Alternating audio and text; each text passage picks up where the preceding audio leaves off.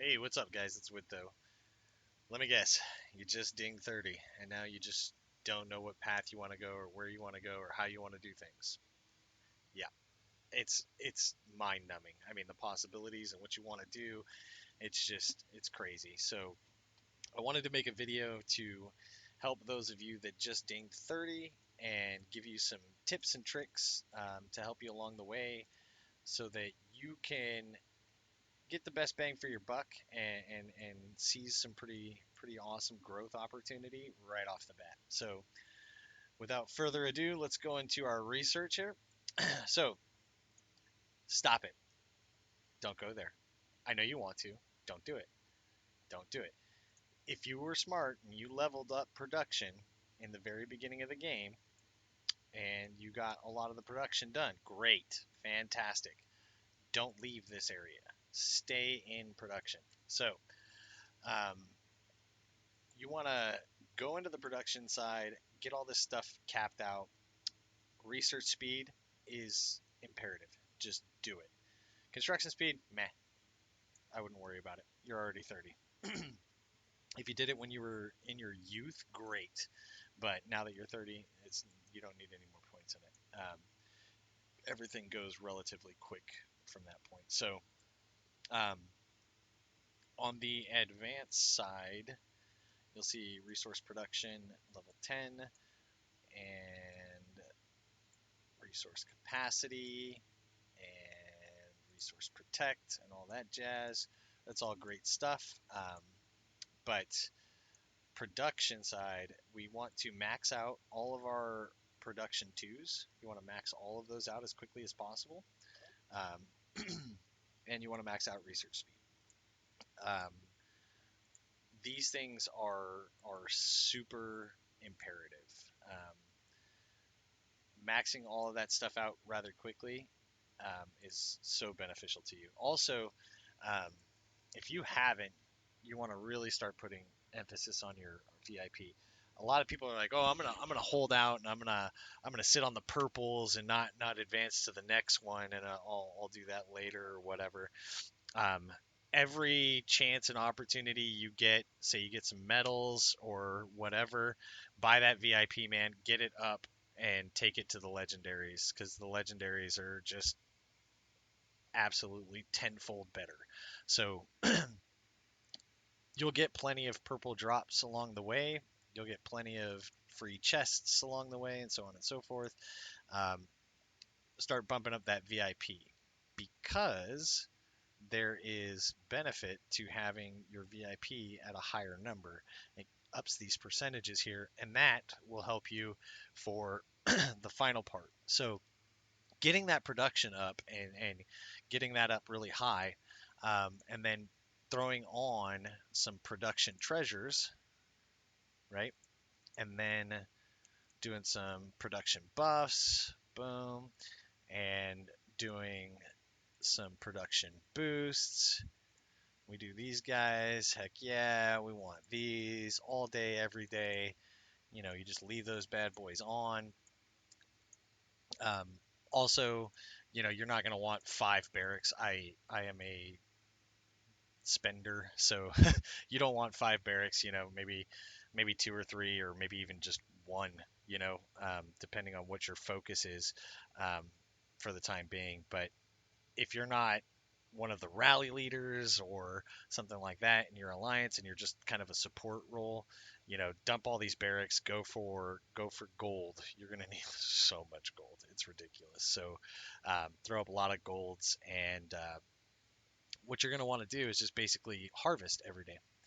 And these instant harvests, they net me, I mean, without going out and getting the production gems, and you know, any of that stuff, I mean, I get anywhere between 13 to 15 million of each resource, um, pretty easily. So if I take the time and I go out and I get the gems, I can net, you know, 25 million of each resource or something like that. I mean, it's pretty significant. So and you get to do that once or sometimes twice a day, depending on your masteries. There is one that reduces the ability time. Um, that's a good one. So sometimes you get to do it twice a day.